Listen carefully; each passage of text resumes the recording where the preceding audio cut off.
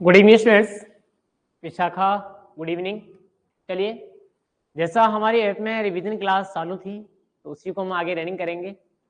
लगभग हमने सारी जो भी हमारी सब्जेक्ट थे उनके 4 चैप्टर कंप्लीट कर लिए हैं। आज हम 5वें चैप्टर के बारे में चर्चा कर रहे हैं और आज हमारा जो 5वां चैप्टर है उसमें हम बात करेंगे एग्रीकल्चर केमिस्ट्री के 5वें चैप्टर के बारे में। और हमारे चैप्टर का जो नाम है वो क्या है? वो है मृदा अभिक्रिया। तो इस चैप्टर के बारे में विस्तार से शॉर्ट तरीके से हम यहाँ जानने का प्रयास करेंगे। ठीक है, चले। विशाखा, खुशबू, मुस्कान, महेंद्र नागर, चलिए सभी को good evening. Manpreet Kaur, good evening. अब देखो हमारे चैप्टर का नाम क्या है, बिल्कुल हम प्रैक्टिकली पढ़ेंगे, ज्यादा रटने की हम कोशिश करेंगे नहीं। ठीक है, चैप्टर का नाम है हमारा मृदा अभिक्रिया। क्या है? मृदा अभिक्रिया। चलिए, सबसे पहले हम ये जानते हैं कि जो मृदा अभिक्रिया है उसका मतलब क्या है। हमें डायरेक्टली प्रश्न पूछा जाएगा मृदा अभिक्रिया से क्या तात्पर्य है, तब हम लोग खड़े रह जाते हैं मृदा अभिक्रिया क्या है। तो बहुत सिंपल है, मैं जनरली आपको बता दूं मृदा में क्या पाए जाते हैं। मृदा में 2 तरह के आयन पाए जाते हैं। कौन कौन से आयन पाए जाते हैं? एक तो मृदा में OH- आयन पाए जाते हैं और एक में अगर बात करूं तो मृदा में H+ आयन पाए जाते हैं। मृदा में क्या होता है? OH- आयन और H+ आयन पाए जाते हैं और इनके बीच में क्या होता है? इनके बीच में एक संबंध होता है। क्या होता है? इनके बीच में एक संबंध होता है और वो संबंध क्या निर्धारित करता है? वो संबंध मृदा की अम्लीय, क्षारीय, क्षारीय और उदासीन प्रकृति बताता है। क्या बताता है? ये संबंध बताएगा कि मृदा अम्लीय है, क्षारीय है या उदासीन है। तो इस संबंध को ही हम क्या कहेंगे? इस संबंध को ही कहा जाएगा मृदा अभिक्रिया। अब आपसे प्रश्न पूछा जाए कि मृदा अभिक्रिया क्या है, तो हम लोग कैसे लिखेंगे? थोड़ा सा गौर करना। हम लोग लिखेंगे मृदा में H+ व OH- आयनों के मध्य संबंध, आयनों के मध्य संबंध जो मृदा की अम्लीय,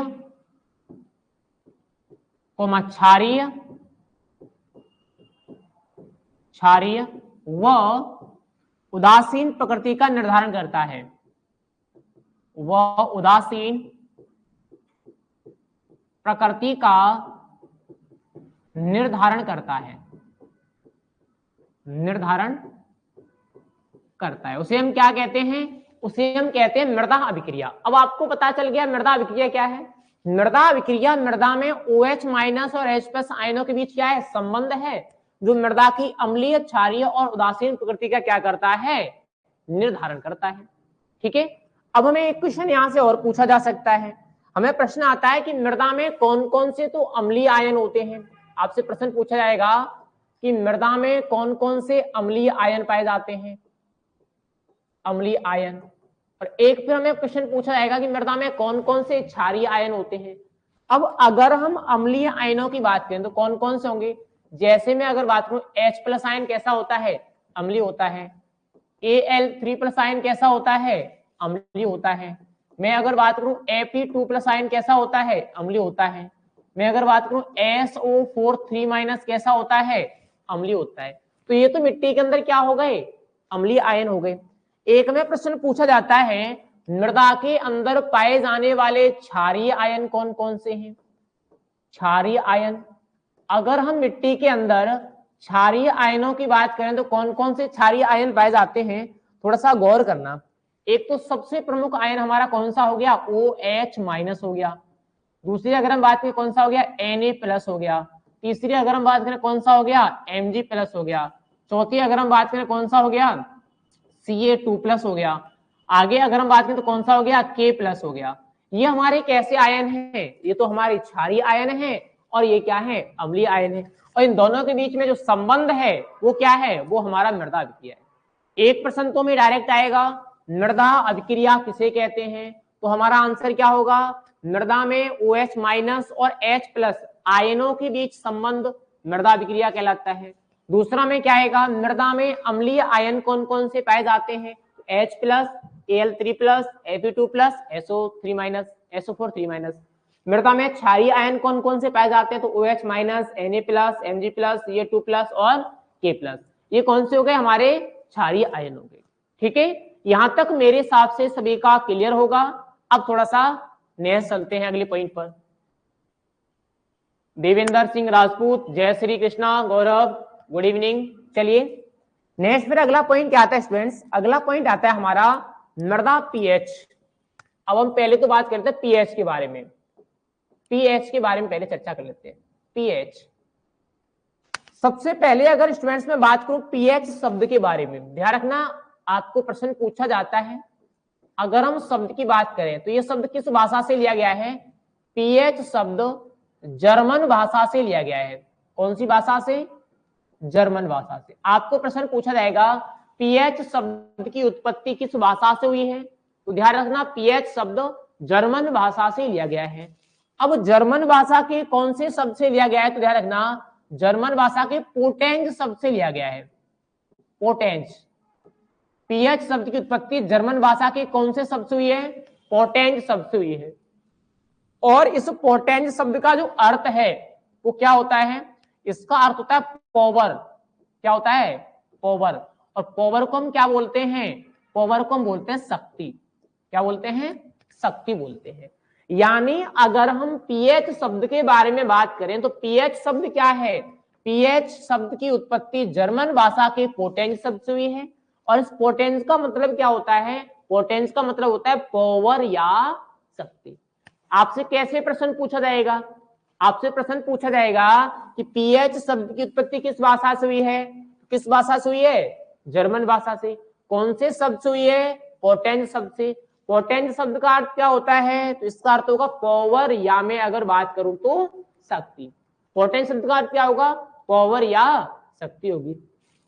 नेक्स्ट अगर हम बात करें हमें प्रश्न क्या आता है, हमें प्रश्न आता है मृदा पीएच से। किससे आता है, मृदा पीएच से। हमें प्रश्न पूछा जाएगा मृदा पीएच किसे कहते हैं, मृदा पीएच से क्या तात्पर्य है। हमें क्या प्रश्न आएगा, मृदा पीएच किसे कहते हैं, मृदा पीएच से क्या तात्पर्य है। अगर स्टूडेंट्स हम मृदा पीएच के बारे में बात कर रहे हैं तो काफी सरल और इंटरेस्टिंग परिभाषा है, ध्यान रखना। मैं आपको बड़े हिसाब से बता रहा हूं और इसमें डाउट भी है जो मैं आपको यहाँ क्लियर कराऊंगा। ठीक है, रीना, जय श्री राम। अब देखो मृदा पीएच क्या है, 1 लीटर मृदा विलयन में, ध्यान रखना काफी इंपोर्टेंट है, 1 लीटर मृदा विलयन में उपस्थित, 1 लीटर मृदा विलयन में उपस्थित ग्राम H plus ion, H plus आयनों की मात्रा मृदा पीएच कहलाती है, मृदा पीएच कहलाती है। आप लोगों से अगर प्रश्न पूछा जाए कि मृदा पीएच क्या है, तो मृदा पीएच क्या होगा, हम जनरली कह सकते हैं कि 1 लीटर मृदा विलयन में उपस्थित ग्राम हाइड्रोजन आयनों की मात्रा क्या कहलाती है, मृदा पीएच कहलाती है। ये बात हम किसकी कर रहे हैं, मृदा पीएच की कर रहे हैं। इंपोर्टेंट चीज क्या है, इंपोर्टेंट चीज है यहाँ 1 लीटर, क्या 1 लीटर, और ये क्या है, ग्राम हाइड्रोजन आयनों की मात्रा। मैं आपको एक इंपोर्टेंट चीज बता दूं, एक परिभाषा में पूछी जाती है धनायन विनिमय क्षमता की। क्या प्रश्न आता है हमें कि धनायन विनिमय क्षमता को परिभाषित कीजिए, तो उसकी परिभाषा क्या होती है, उसकी परिभाषा होती है 1 किलोग्राम मृदा में, ये तो 1 लीटर है, उसकी क्या होगी, 1 किलोग्राम मृदा में उपस्थित हाइड्रोजन आयन अथवा इसके समतुल्य धनायनों की मात्रा क्या कहलाती है, वो मृदा की धनायन विनिमय क्षमता कहलाती है। ज्यादा अंतर नहीं दोनों में। 1 किलोग्राम मृदा में उपस्थित H प्लस आयन अथवा इसके समतुल्य धनायनों की मात्रा, धनायन विनिमय क्षमता। 1 लीटर मृदा में उपस्थित ग्राम हाइड्रोजन आयनों की मात्रा तो क्या कहलाएगी, वो कहलाएगी मृदा पीएच। ठीक है, अब एक अगर मान लो हमें प्रश्न पूछा है कि पीएच किसे कहते हैं, एक तो मृदा पीएच पूछ लिया, एक पूछ लिया पीएच किसे कहते हैं, तो यहां पर भी थोड़ा सा गौर करके चलना आगे। अब केवल पीएच क्या होगा, जनरली अगर मैं केवल पीएच की बात करूं तो केवल पीएच क्या होता है, केवल पीएच हो गया हाइड्रोजन आयनों का ऋणात्मक लघुगुणक। क्या होता है, ये होता है H+ आयनों का, ध्यान रखना काफी इंपोर्टेंट है। पीएच क्या होता है, पीएच होता है H+ आयनों का ऋणात्मक लघुगुणक। H+ आयनों का ऋणात्मक लघुगुणक क्या कहलाता है, पीएच कहलाता है। अगर आपसे प्रश्न पूछा जाए कि पीएच किसे कहते हैं, तो पीएच क्या होगा, H+ आयनों का ऋणात्मक लघुगुणक पीएच कहलाता है। जैसे हम इसको कैसे प्रदर्शित करते हैं, हम इसको प्रदर्शित करते हैं H+ आयन यानी पीएच बराबर log 1/H+, ऐसे हम प्रदर्शित करते हैं। ठीक है, फिर आगे अगर हम इसको सरल करते हैं तो क्या हो जाता है, पीएच बराबर -log H+, ये आता है, ये आएगा। और ये जेट में क्वेश्चन पूछा भी जाता है कि पीएच बराबर है, तो पीएच बराबर क्या होगा, पीएच बराबर होगा -log H+। -log का मतलब क्या हुआ, ऋणात्मक, माइनस आया है तो इसको हम क्या कहेंगे, ऋणात्मक। H+ आयन क्या हुआ, H+ आयनों का लघुगुणक। यानी हम कह सकते हैं पीएच क्या है, पीएच H+ आयनों का ऋणात्मक लघुगुणक होता है। ठीक है, पता चल गया पीएच क्या है, पीएच शब्द की उत्पत्ति कहां से हुई है, और मृदा पीएच किसे कहते हैं। तीनों चीजें आपकी यहाँ पर कंप्लीट हो गई। तो एक बार मुझे यस और नो में जवाब दे दो। अगर सभी का क्लियर है तो एक बार यस कमेंट कर दो, और किसी को कोई डाउट है तो यहाँ पर पूछ सकते हो। अगर आपका कोई डाउट है तो पूछ सकते हो, और अगर क्लियर है तो मुझे यस कमेंट कर दो ताकि नेक्स्ट चले। एक मैंने आपको मृदा अभिक्रिया के बारे में बता दिया, और एक हमने यहाँ किसके बारे में पढ़ लिया, एक हमने पीएच के बारे में पढ़ लिया, जहां पीएच शब्द, मृदा पीएच और केवल पीएच क्या होते हैं इनके बारे में हमने जान लिया। देवेंद्र, विशाखा, महेंद्र, गौरव, खुशबू, सर एक बार और बताओ। अब देखो मैं बार बार बताऊंगा, ऑनलाइन क्लास है, अच्छा नहीं लगेगा, आप लोगों द्वारा देख सकते हो इसको, लेकिन अगर कोई डाउट हो रहा है तो पूछ सकते हो केवल।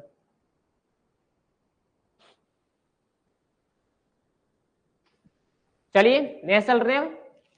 ठीक है, अगला पॉइंट क्या आता है, अगला पॉइंट आता है हमारा पीएच स्केल। क्या आता है, पीएच स्केल, पीएच स्केल। अब देखो इंपोर्टेंट है ये भी, पीएच स्केल। अब आपसे एक प्रश्न तो डायरेक्टली यही पूछा जाता है कि पीएच स्केल क्या है, या पीएच स्केल किसे कहते हैं, पीएच स्केल को परिभाषित कीजिए। एक प्रश्न तो आपको डायरेक्ट आएगा। तो पीएच स्केल क्या है, पीएच स्केल वह यंत्र है, पीएच स्केल क्या है, वह यंत्र या उपकरण जिसके द्वारा, वह यंत्र या उपकरण जिसके द्वारा पीएच को मापा जाता है, पीएच को मापा जाता है। आप लोगों से अगर कभी प्रश्न पूछा जाए कि पीएच स्केल क्या है, तो अब आप लोगों का जवाब बिल्कुल क्लियर हो गया। पीएच स्केल क्या होता है, पीएच स्केल वह यंत्र या उपकरण होता है जिसके द्वारा पीएच को मापा जाता है। पीएच स्केल क्या है, वह यंत्र या उपकरण जिसके द्वारा पीएच को मापा जाता है, वो क्या कहलाता है, वो पीएच स्केल कहलाता है। दूसरी में अगर बात करूं, एक प्रश्न में आता है पीएच स्केल का आविष्कार किसने किया। जनरली में प्रश्न आता है पीएच स्केल का आविष्कार किसने किया, तो आप लोगों को ध्यान में रहना चाहिए पीएच स्केल का आविष्कार किया अमेरिकी वैज्ञानिक SPL सोरेनसन ने। पीएच स्केल का आविष्कार किसने किया, एक अमेरिकी वैज्ञानिक थे SPL सोरेनसन। SPL सोरेनसन ने क्या किया, पीएच स्केल का आविष्कार किया। आप लोगों को डायरेक्टली सवाल आएगा एग्जाम में कि पीएच स्केल का आविष्कारक कौन था, पीएच स्केल का आविष्कार किसने किया, तो किसने किया, SPL सोरेनसन ने पीएच स्केल का आविष्कार किया। नेक्स्ट में अगर बात करूं, एक में प्रश्न आता है पीएच स्केल पर कितने पाठ्यांक पाए जाते हैं, कितने पाठ्यांक पाए जाते हैं। अगर मैं पाठ्यांक की बात करूं तो कितने पाठ्यांक होते हैं? पीएच स्केल पर 0 से लेकर के 14 तक पाठ्यांक होते हैं। कितने होते हैं? 0 से लेकर के 14 तक पाठ्यांक पीएच स्केल पर पाए जाते हैं। 14। देवेंद्र सिंह राजपूत, आपने जो 14 बताया ना वो गलत है। टोटल अगर हम बात करेंगे तो कितने होंगे? टोटल 15 पाठ्यांक होंगे। कितने होंगे? 15। कितने? 0 से लेकर के 14। 0 को भी हम काउंट करेंगे तो कितने हो जाएंगे? पीएच स्केल पर 15 पाठ्यांक हो जाएंगे। ठीक है। नेक्स्ट में एक क्वेश्चन आता है, पीएच स्केल का महत्व क्या है? प्रश्न क्या आएगा? प्रश्न आएगा हमें कि पीएच स्केल का महत्व लिखिए। आपसे प्रश्न क्या पूछा जाता है? आपसे प्रश्न पूछा जाता है पीएच स्केल का महत्व लिखिए। अब अगर हम पीएच स्केल के महत्व की बात कर रहे हैं तो पीएच स्केल का महत्व क्या होता है, थोड़ा सा गौर करना। सबसे पहले बात में एक तो क्या करते हैं? मृदा पीएच याद करते हैं। क्या करते हैं? मृदा पीएच का मापन होता है। पीएच स्केल के द्वारा क्या होगा? मृदा पीएच का मापन होता है। पहली बात तो ये हो गई। दूसरा, जब हम मापन करेंगे तो क्या करेंगे? इससे मृदा की अम्लीय और क्षारीय प्रकृति का पता लगाया जाता है। पीएच स्केल से क्या होता है? मृदा की अम्लीय व क्षारीयता का पता लगाया जाता है। ये क्या हो गया? ये आपका पीएच स्केल का महत्व हो गया। आपसे कभी भी प्रश्न पूछा जाए कि पीएच स्केल का क्या महत्व है या पीएच स्केल के महत्व लिखिए, तो अब आपको पता चल गया। पहला, इससे क्या होगा? मृदा पीएच का मापन होगा। दूसरा, मृदा की अम्लीय और क्षारीय प्रकृति का पता इसके द्वारा लगाया जाता है। तो ये बात होगी आपकी किसकी? पीएच स्केल की। एक चीज हमें और पूछी जाती है पीएच स्केल में। नेक्स्ट अगर हम बात करें तो पीएच स्केल की बात कर लेते हैं। जैसे पीएच स्केल पर इस तरह के पाठ्यांक होते हैं। जनरली अगर हम बात करें तो इंपोर्टेंट है और समझ लेना इसको। जितना अच्छी तरह से समझ लोगे उतना ही ज्यादा ये काम आने वाला है तुम्हें। जितनी अच्छी तरह से समझ में आ जाएगा उतना ही ज्यादा तुम्हें ये काम आएगा। जनरली अगर हम पीएच स्केल की बात कर रहे हैं, ठीक है, इस तरह से मान लो ये क्या है? पीएच स्केल है। थोड़ी सी टेढ़ी है लाइन, दोबारा से देख लेते हैं।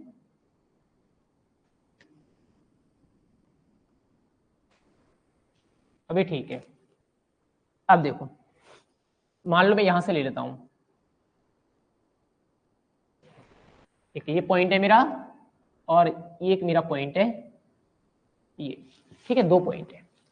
पीएच स्केल इस तरह से होता है। कुछ समझने का प्रयास करना बहुत ही इंपॉर्टेंट चीज है। यहां आपसे प्रश्न भी आता है। ये तो क्या है? 0 है, ठीक है। ये क्या है? ये 14 है। ये 0 है, ये 14 है। और बीच में क्या होता है? बीच में होता है 7। बीच में कितना होगा? 7। 0, 14 और 7। अगर मैं बात करूं 0 पीएच पर तो यहां क्या होता है? यहां H+ आयन अधिक होते हैं। और अगर मैं बात करूं 14 पीएच पर, यहां OH- आयन क्या होते हैं? अधिक होते हैं। यहां तो H+ आयन ज्यादा होंगे, यहां OH- आयन ज्यादा होंगे। अब एक इंपॉर्टेंट चीज मैं आपको बता दूं, जो हमारा 0 से लेकर के 7 तक का पीएच है, इसको तो हम क्या बोलते हैं? इसको हम बोलते हैं अम्लीय। क्या बोलते हैं? अम्लीय। और जो हमारा 7 से लेकर के 14 तक का पीएच है, इसको क्या बोला जाता है?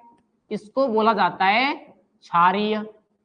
और बचा हमारा 7 को हम क्या बोलते हैं? 7 को हम बोलते हैं उदासीन। आपसे प्रश्न भी पूछा जाता है, अम्लीय मृदा का पीएच मान कितना होता है, क्षारीय मृदा का पीएच मान कितना होता है, ऐसे आपको प्रश्न आता है। तो अब अम्लीय मृदा की बात करें तो कितना होगा? 0 से लेकर के 7। क्षारीय मृदा कितना होगा? 7 से लेकर के 14। उदासीन मृदा कितना होगा पीएच मान? तो ये होगा 7। ठीक है। अब एक और इंपोर्टेंट चीज समझो, इस मृदा को अम्लीय मृदा क्यों कहते हैं? 0 से 7 तक की मृदा को क्यों? क्योंकि इस 7 पीएच तक H+ आयनों की संख्या OH- आयनों की संख्या से क्या होती है? ज्यादा होती है। अगर हम यहां तक बात करें तो H+ आयन OH- आयन की तुलना में ज्यादा होते हैं। यहां से आगे अगर मैं बात करूं तो H+ आयनों की मात्रा कम होती जाती है, H और OH- आयनों की मात्रा बढ़ती जाती है, इसलिए क्या हो जाती है? क्षारीय हो जाती है। आपसे प्रश्न कैसे पूछेगा आपसे प्रश्न पूछेगा 0 pH पर मृदा में H+ आयनों की मात्रा कितनी होगी, तो 0 pH पर कितनी होगी 1 ग्राम। 1 लीटर मृदा में कितने H+ आयन होंगे 1 ग्राम होंगे। ऐसे ही मैं 14 pH पर OH- आयनों की मात्रा की बात करूं तो OH- आयनों की मात्रा यहाँ कितनी होगी, OH- आयन होंगे यहाँ 1 ग्राम प्रति लीटर। 1 लीटर में कितने होंगे 1 ग्राम OH- आयन होंगे, यहाँ 1 लीटर में 1 ग्राम H+ आयन होंगे। अब जैसे ही मैं ऐसे जाऊंगा, इंपोर्टेंट चीजें ध्यान रखना, जब हम ऐसे जाते हैं इस तरफ से, जब हम बाएं से दाएं जाते हैं ऐसे, तो जो H+ आयनों की मात्रा है वो किस अनुपात में 10 के अनुपात में कम होती है। क्या होगी 10 के अनुपात में कमी आएगी। 10 के अनुपात में क्या आएगी कमी। ऐसे ही जब मैं ऐसे इधर आऊंगा इधर, तो जो OH- की मात्रा है वो 10 के अनुपात में क्या हो जाएगी कम हो जाएगी। जैसे मैं अगर बात करूं, यहां कुछ इंपोर्टेंट चीज आपको बताने की, अब जनरली समझ लेना। अब इंपोर्टेंट चीज बता रहा हूं मैं आपको काफी खास, ठीक है। मान लो मेरे पास 7 पॉइंट है, अब 1 2 3 4 5 और 6, ठीक है 7 ही हो गया, 8 9 10 11 12 13 और 14 ही हो गया। पहले हम इधर से चलते हैं, जब हम इधर से चलते हैं तो क्या होती जाती है 10 के अनुपात में कमी।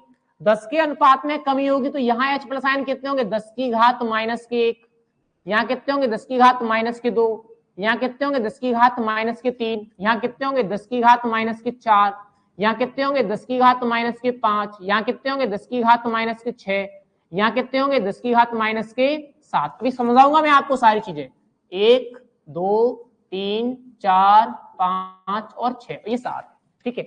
यहां अगर मैं बात करूं 10 की घात -8, 10 की घात -9, 10 की घात -10, 10 की घात -11, 10 की घात -12, 10 की घात -13 और यहाँ कितने हो जाएंगे, यहाँ हो जाएंगे 10 की घात -14। ये जो मैंने लाल में लिखे हैं, लाल में ये किसकी मात्रा है, ये H+ आयनों की मात्रा है, ठीक है। अब अगर मैं OH- आयनों की मात्रा की बात करूं, OH- आयनों की मात्रा यहाँ तो कितनी है, यहाँ तो है 1 ग्राम, तो यहाँ कितनी होगी, यहाँ होगी आपकी, पहले मैं pH लिख लूं, 8 9 10 11 12 13 और 14, ठीक है। अब समझना इंपोर्टेंट चीज अब यहां से शुरू होगी हमारी। अब मैं बात करूं 13 pH पर, 13 pH पे कितनी होगी 10 की घात -1, 12 पर 10 की घात -2, 11 पर 10 की घात -3, 10 पर 10 की घात -4, 9 पर 10 की घात -5, यहां 10 की घात -6 और 7 पे कितनी हो जाएगी, 7 पे हो जाएगी हमारी 10 की घात, 7 पे अगर बात करूं 10 की घात -7, ठीक है।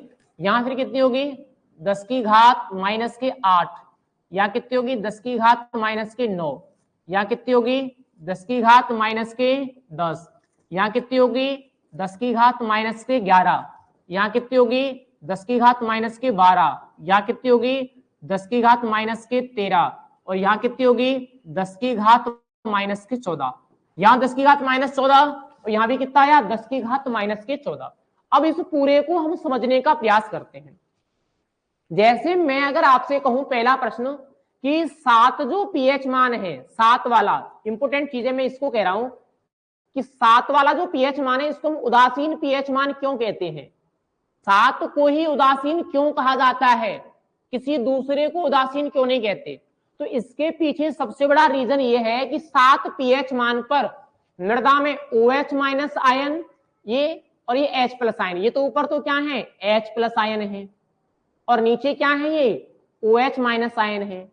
यानी हम कह सकते हैं कि 7 जो pH है इस पर H+ आयन और OH- आयन दोनों की मात्रा क्या है बराबर है, 10 की घात -7, 10 की घात -7। इसीलिए 7 pH मान को क्या कहा जाता है, उदासीन pH मान कहा जाता है। ध्यान रखना 7 pH को उदासीन pH क्यों कहते हैं, क्योंकि इस pH पर H+ आयन और OH- आयन दोनों की मात्रा क्या होती है बराबर होती है। ऐसे ही मैं अगर बात करूं कि जो 3 pH है इसको अम्लीय क्यों कहा जाता है, तो क्यों कहेंगे 3 pH को अम्लीय, क्योंकि 3 pH पर जो H+ आयनों की मात्रा है वो ज्यादा है, OH- आयनों की मात्रा क्या है कम है। ठीक है, इस तरह से आपको सवाल पूछाएगा। पहला सवाल तो आपको डायरेक्टली ऐसे पूछा जाएगा कि पीएच स्केल में आगे बढ़ने पर कितने अनुपात में कमी या वृद्धि होती है। तो ध्यान रखना कितने अनुपात में होगी, 10 के अनुपात में कमी या वृद्धि होगी। जब हम पीएच स्केल में आगे बढ़ते हैं या पीछे जाते हैं तो 10 के अनुपात में क्या होता है, कमी या वृद्धि होती है। ठीक है, एक मान लो आपको डायरेक्ट प्रश्न पूछ ले कि 4 पीएच मान पर, मैंने आपको ऐसे प्रश्न पूछ लिया कि अगर किसी मृदा का पीएच मान कितना है, पीएच मान 4 है, तो बताओ इसमें H+ आयनों की मात्रा कितनी है। मैंने पूछा कि अगर किसी मृदा का पीएच मान 4 है तो बताओ इसमें H+ आयनों की मात्रा कितनी है। तो हम कैसे बताएंगे, हम इसके द्वारा बताएंगे। 4 पीएच मान है तो H+ आयन कितने होंगे, 10⁻⁻⁴। ऊपर वाले जो रेड हैं वो हमारे H+ आयन है, तो 4 पीएच फिर कितने हैं, 10⁻⁻⁴ होंगे। 10⁻⁴ का मतलब क्या हुआ, 0.0001 ग्राम। 10⁻⁻⁴ का मतलब क्या हुआ, 0.001 ग्राम हुआ। ठीक है, तो ऐसे किसी भी पीएच पर जो है हमें प्रश्न पूछा जा सकता है। इसके अलावा एक प्रश्न हमें और आता है। Priya Rajput good evening. Rajneesh Kumar sir blueprint तो अब जारी हुआ है, प्रिंट मॉडल पेपर तो पहले से ही ऐप में है। वो सारे अपडेट हो जाएंगे 2-4 दिन में, अगले सप्ताह में पूरे अपडेट हो जाएंगे वो। ठीक है, चलिए अब नेक्स्ट अगर मैं बात करूं तो हमें 2 चीजें और पूछी जाती है। पहली चीज है क्या आएगी, पहली चीज हमें आती है कि मृदा में पीएच प्लस पीओएच का योगफल कितना होता है। पीएच और पीओएच का योगफल तो ध्यान रखना कितना होगा, ये होगा 14। काफी इंपोर्टेंट है। मृदा में पीएच और पीओएच का जोड़ कितना होता है, 14 होता है। एक प्रश्न में आता है मिट्टी के अंदर पीएच इंटू पीओएच, यानी पीएच और पीओएच का गुणनफल कितना होगा। तो अगर हम गुणनफल की बात करें तो कितना होगा, 10⁻⁻14।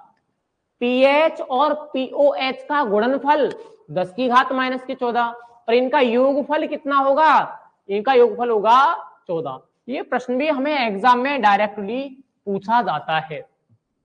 ठीक है, क्लियर होगा यहां तक। अगर सभी का क्लियर है तो एक बार मुझे फटाफट से यस कमेंट करो ताकि मैं आपको और भी आगे लेके चलूं।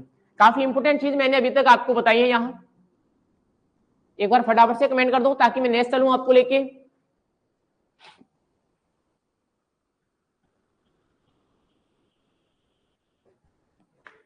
खुशबू यस क्लियर है। देवेंद्र सिंह राजपूत, क्यावास, विशाखा, महेंद्र और कोई, सभी का क्लियर है ना।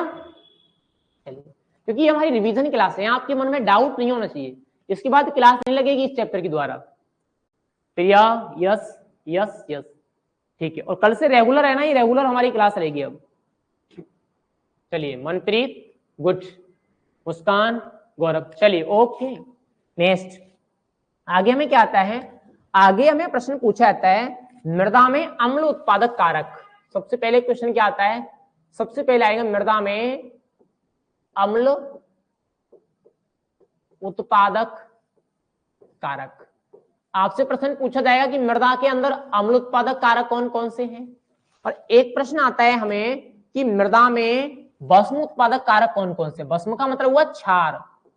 एक आता है मृदा में भस्म उत्पादक कारक। 2 प्रश्न आते हैं। सबसे पहला प्रश्न क्या आएगा, मृदा में अम्ल उत्पादक कारक। फिर क्या आएगा, फिर आएगा मृदा में भस्म उत्पादक कारक। 2 तरह के कारक हमें पूछे जाते हैं। सबसे पहले अगर मैं अम्ल उत्पादक कारकों की बात करूं कि अम्लीय मृदा क्यों बनती है, अम्लीयता का कारण क्या है मृदा में। एक तो मैं अगर बात करूं कार्बनिक अम्लों का विघटन, मिट्टी के अंदर क्या पाए जाते हैं, कार्बनिक अम्ल पाए जाते हैं। तो हम कह सकते हैं कार्बनिक अम्लों का विघटन। मृदा में जब कार्बनिक अम्लों का विघटन होता है तब क्या बनती है, मृदाएं अम्लीय बनती हैं। दूसरी अगर मैं बात करूं अकार्बनिक अम्ल, मृदा में अकार्बनिक अम्ल भी पाए जाते हैं, अकार्बनिक अम्ल। अब आपसे प्रश्न ये भी पूछा जाएगा कि मृदा में कौन कौन से अकार्बनिक अम्ल पाए जाते हैं। तो जैसे मैं अगर बात करूं तो H2SO4 है, H2SO4। जैसे मैं बात करूं HCl है, ये अम्ल मिट्टी के अंदर पाए जाते हैं, इसके कारण भी मृदा कैसी बनती है, अम्लीय बनती है। एक अगर मैं बात करूं नेक्स्ट, अगला होगा हमारा आर्द्र या नम जलवायु। आर्द्र या नम जलवायु के कारण भी क्या बनती है, मिट्टी अम्लीय बनती है। आपसे प्रश्न पूछा जाएगा मृदा में अम्ल उत्पादक कारक कौन कौन से हैं, तो आपकी एनसीईआरटी में 3 ही कारक दिए हुए हैं। कौन कौन से, पहला कार्बनिक अम्लों का विघटन, दूसरा अकार्बनिक अम्ल, और तीसरा क्या है आपका आर्द्र या नम जलवायु। ठीक है, फिर कौन सा अपना भस्म उत्पादक कारक, भस्म का मतलब होता है क्षार। ठीक है, भस्म का मतलब क्या है, क्षार।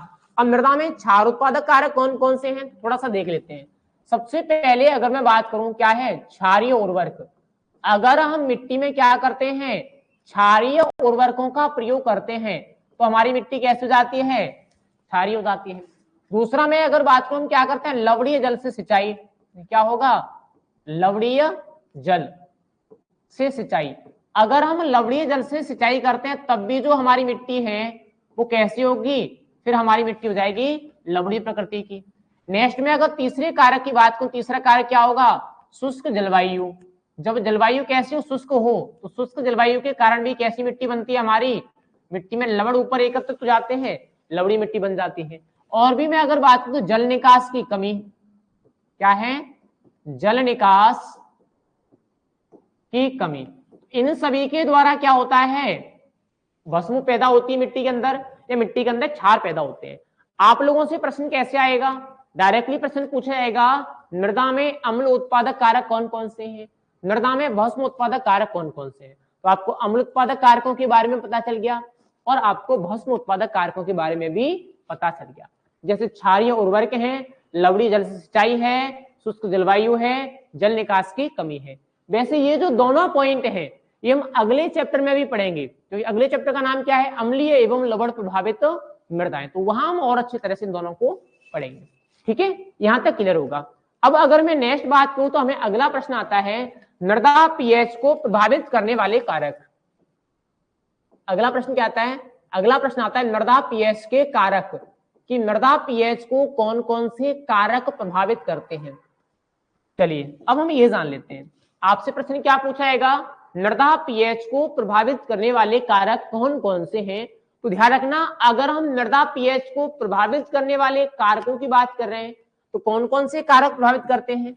सबसे पहले पॉइंट पर अगर हम बात करूं तो सबसे पहले पॉइंट पर हमें प्रभावित करेगा जलवायु। कौन सा है, जलवायु। ठीक है, दूसरी में अगर बात करूं क्या प्रभावित करता है हमें, दूसरा इसको जो प्रभावित करेगा होगा पोषक तत्व। क्या प्रभावित करेगा, पोषक तत्व। तीसरी अगर मैं बात करूं कौन सा प्रभावित करेगा, सूक्ष्म जीव। क्या प्रभावित करते हैं, मृदा सूक्ष्म जीव प्रभावित करते हैं।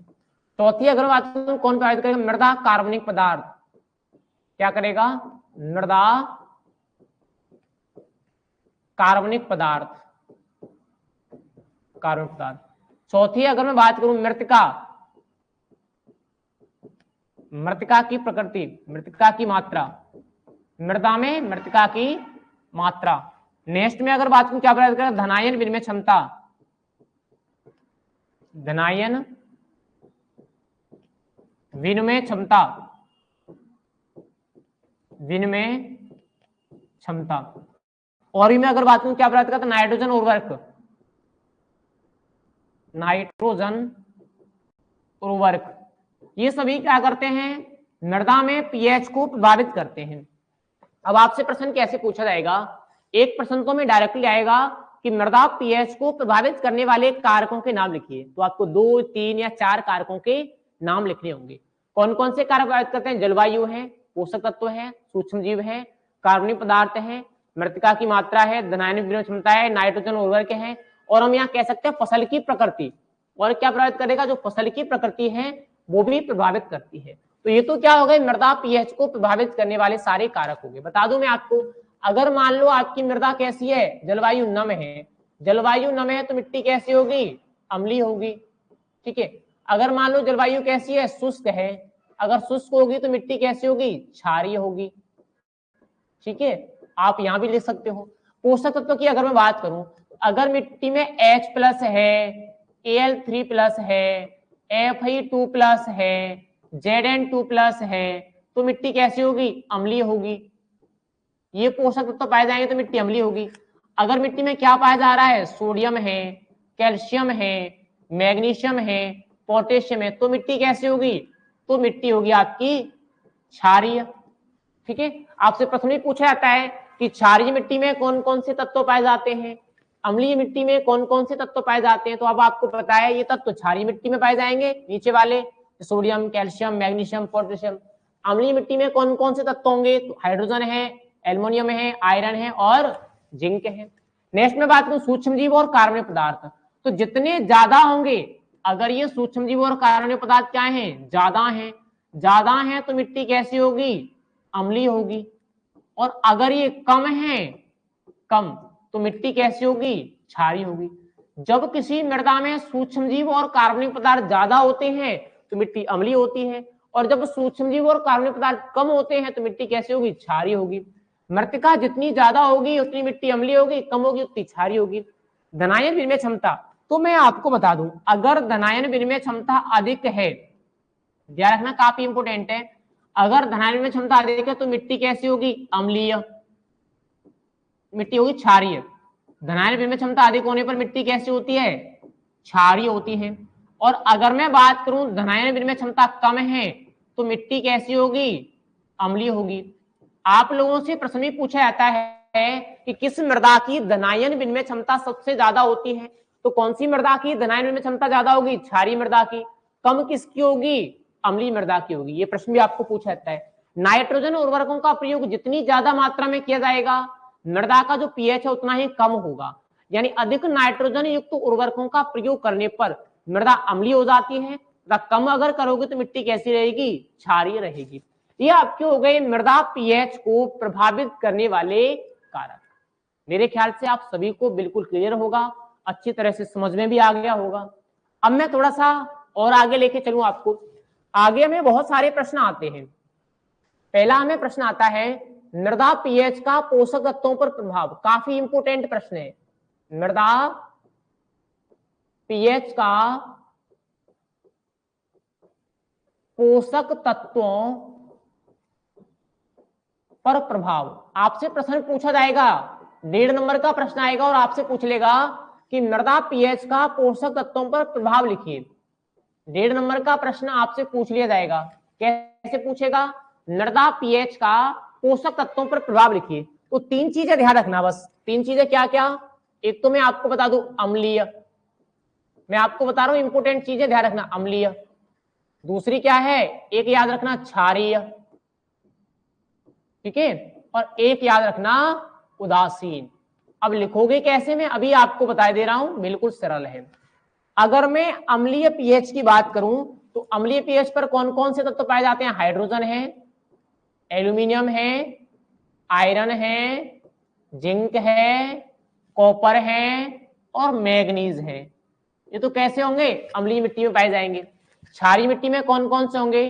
जैसे सोडियम है, कैल्शियम है, पोटेशियम है, कैल्शियम है, मैग्नीशियम है, ये क्षारीय मिट्टी में पाए जाएंगे। उदासीन मिट्टी में कौन पाया जाएगा? तो केवल फास्फोरस तत्व है, ठीक है। अब आप लोगों से मान लो प्रश्न पूछा गया कि मृदा पीएच का पोषक तत्वों पर प्रभाव लिखिए, मृदा पीएच का पोषक तत्वों पर प्रभाव लिखिए, तो हम क्या लिखेंगे? हम लिखेंगे अम्लीय मिट्टी में hydrogen, aluminium, iron, zinc, copper तथा मैग्नीज तत्व पाए जाते हैं, तथा क्षारीय मृदा में सोडियम, पोटेशियम, कैल्शियम और मैग्नीशियम आयन की प्रधानता होती है। वहीं उदासीन मृदा में केवल फास्फोरस तत्व पाया जाता है। ये आपका क्या हो गया? मृदा पीएच का पोषक तत्वों पर प्रभाव हो गया। अगर मिट्टी में ये पीएच पोषक तत्व हैं तो मिट्टी अम्लीय होगी, अगर मिट्टी में ये पोषक तत्व हैं तो मिट्टी क्षारीय होगी, अगर मिट्टी में ये तत्व है तो मिट्टी कैसी होगी? उदासीन होगी। तो हम कह सकते हैं कि ये क्या हो गया? मृदा पीएच का पोषक तत्वों पर प्रभाव हो गया, पहला पॉइंट, ठीक है। एक दूसरा पॉइंट हमारा इसी तरह का और आता है। दूसरा पॉइंट क्या आएगा? दूसरा पॉइंट आता है मृदा पीएच का फसलों पर प्रभाव। क्या आएगा? मृदा पीएच का फसलों पर प्रभाव। ये काफी इंपोर्टेंट है, ध्यान रखना।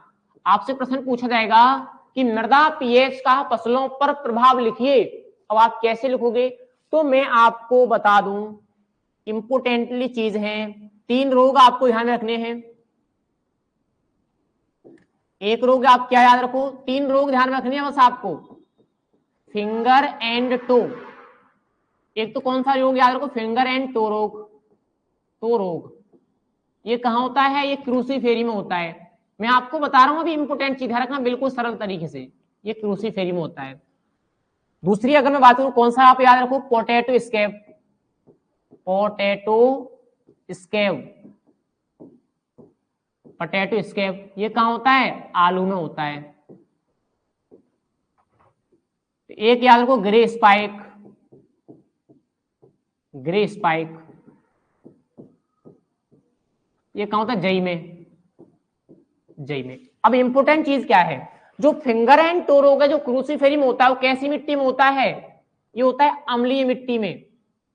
कहां होगा, ये होगा अम्लीय मृदा में। ठीक है। पोटैटो इसका बीमारी जो आलू में होती है, कहां होती है, ये होती है क्षारीय मृदा में। कहां होगी, क्षारीय मृदा में।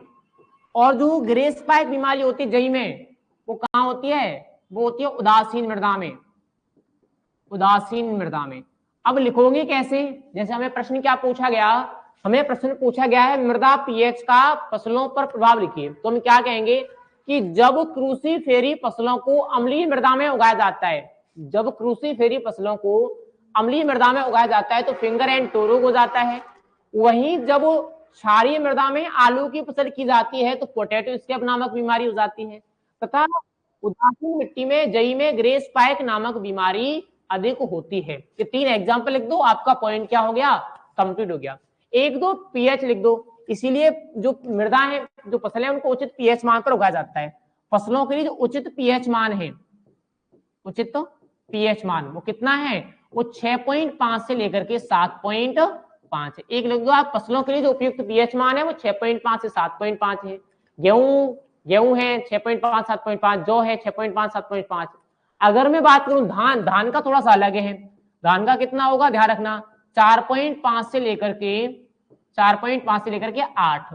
आपसे प्रश्न पूछा था धान की खेती कितने पीएच मान पर की जाती है, तो ध्यान रखना कितना होगा, 4.5 से लेकर के 8 पीएच मान पर धान की खेती की जाती है। ठीक है। यहां आपको प्रश्न पूछाएगा कि पोषक किस पीएच मान पर उपलब्ध होते हैं, किस पीएच मान पर पोषक उपलब्ध होते हैं, तो ध्यान रखना यह है उदासीन। आपसे प्रश्न पूछा जाता है कि पोषक तत्व किस पीएच मान पर उपलब्ध होते हैं, तो उदासीन पीएच मान पर सभी पोषक तत्व उपलब्ध होते हैं।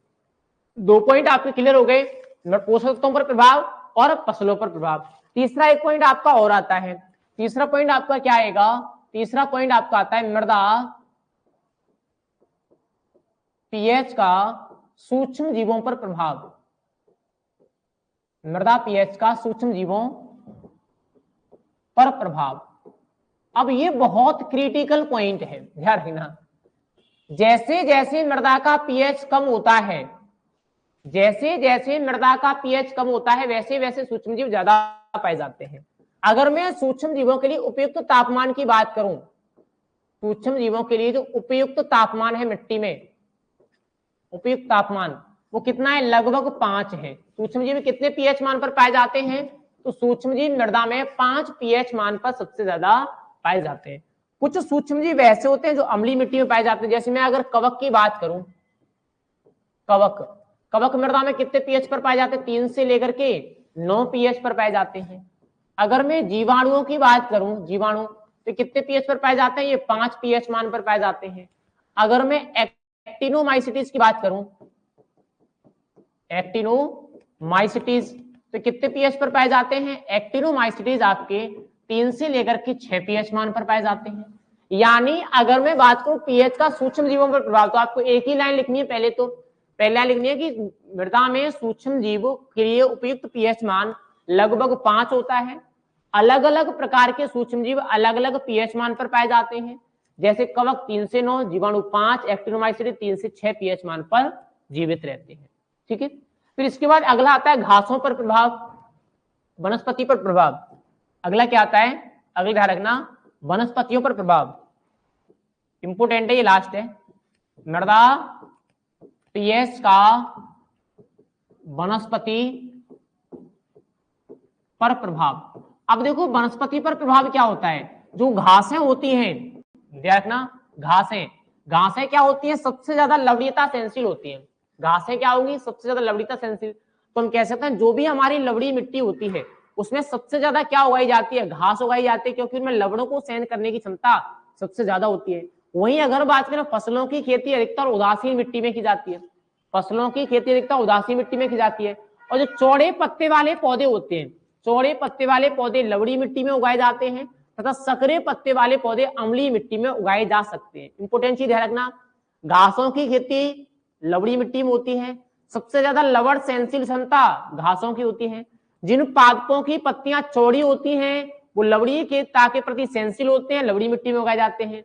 जिन पादपों की पत्तियां सक्रिय होती हैं वो अम्लीयता के प्रति सेंसिल होते हैं और अम्लीय मृदा में उगाए जाते हैं। तो ये क्या हो जाएगा, हमारा वनस्पतियों पर प्रभाव हो जाएगा। इसके बाद एक पॉइंट हमारा और आता है इस चैप्टर में, वो क्या आता है, वो आता है उभय प्रतिरोध। उभय प्रतिरोध, आपसे प्रश्न पूछा जाएगा उभय प्रतिरोध क्या है। उभय प्रतिरोध जनरली मैं आपको एक ही शब्द में बता दूं, पीएच परिवर्तन में प्रतिरोध क्या कहलाता है, उभय प्रतिरोध कहलाता है। पीएच परिवर्तन में प्रतिरोध क्या कहलाएगा, उभय प्रतिरोध कहलाएगा।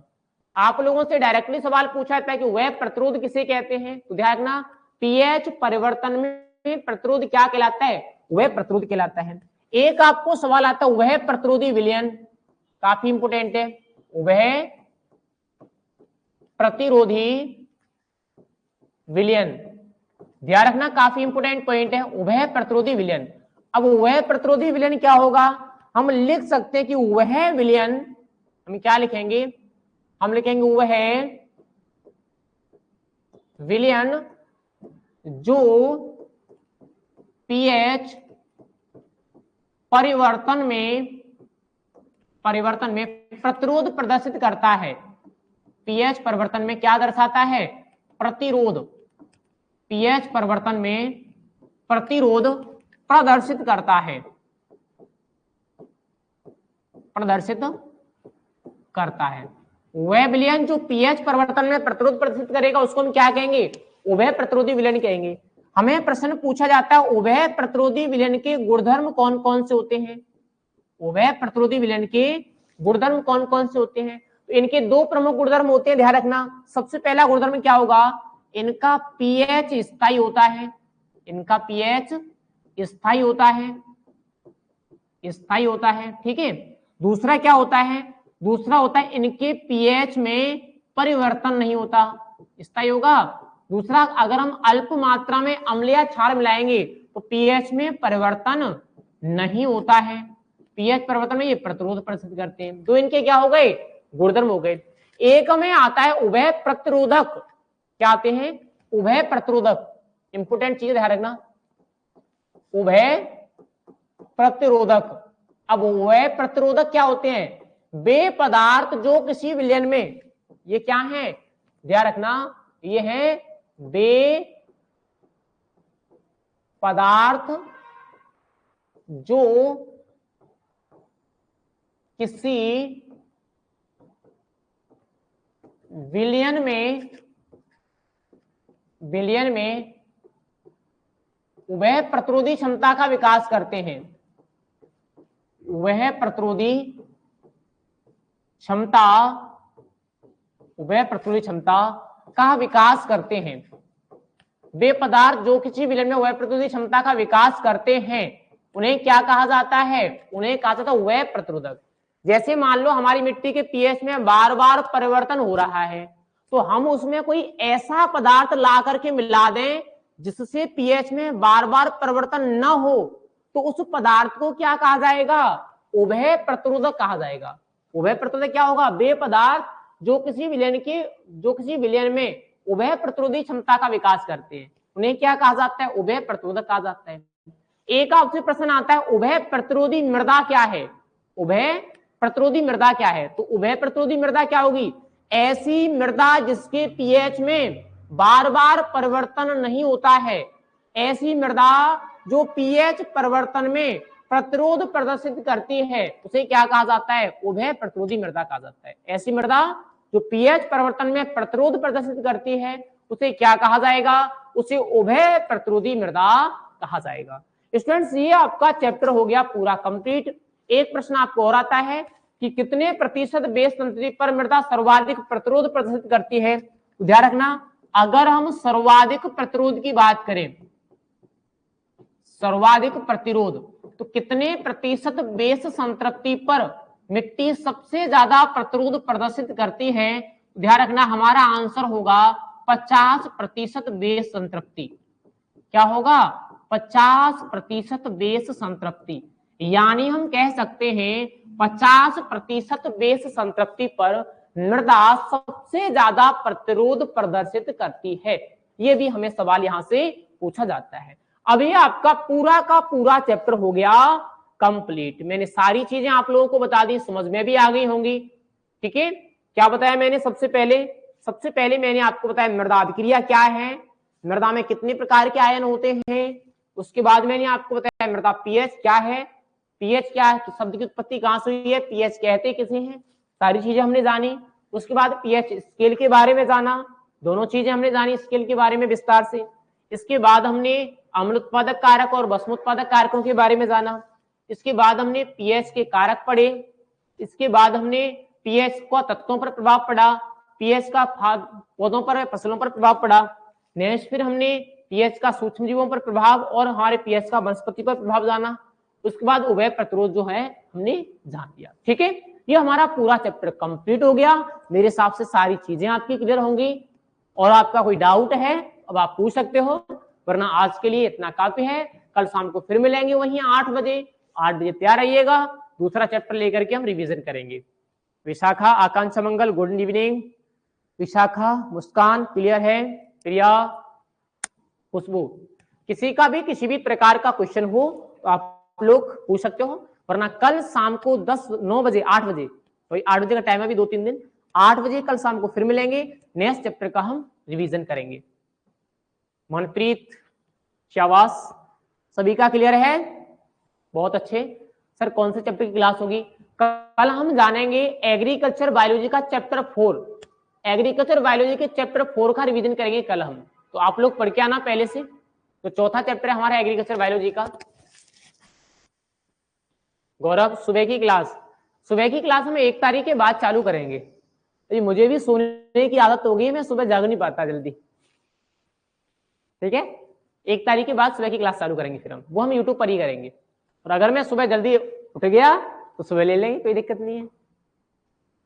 मनप्रीत कौर, सर तैयारी हो जाए फुल? हाँ, फुल तैयार हो जाओ तुम तो, टैग लगा के। हैं, कोर्स लेट लिया है, कोई बात नहीं, लेट लिया है तो क्लासेस तो सारी हैं, उसमें नोट्स भी हैं और अब मॉडल पेपर भी अपलोड होते रहेंगे तुम्हारे।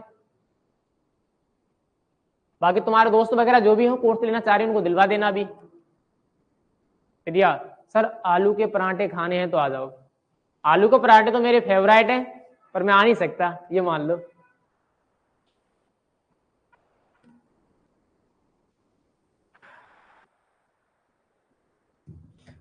हम नहीं उठ पाते सर जी। हाँ, तुमसे अच्छा तो मैं हूं, मैं 5 बजे उठ जाता हूँ, लेकिन क्या क्लासरूम मुझसे थोड़ा सा दूर है तो मुझे जाने में दिक्कत होती है सुबह सुबह, और तो मैं 5 बजे जाता हूँ।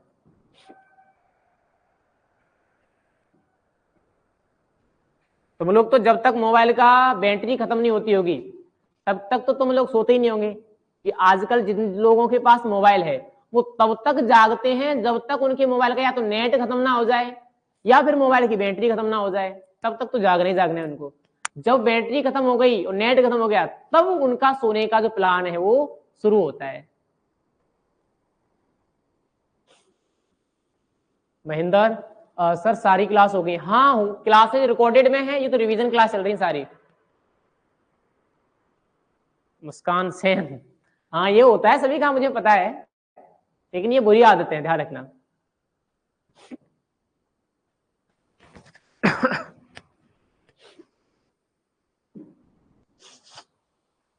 चलिए फिर आज के लिए इतना ही काफी है, नेक्स्ट फिर मिलेंगे कल। ठीक है, थैंक यू। और आपका जो साथी कोर्स लेना चाह रहा है तो ये क्रिटिकल टाइम है, किसी को भी जिसको भी कोर्स लेना हो अभी दिलवा देना इस टाइम पर, ठीक है। Thank you. Priya good night, Manpreet good night, चलिए सभी को गुड नाइट। विशाखा, मुस्कान,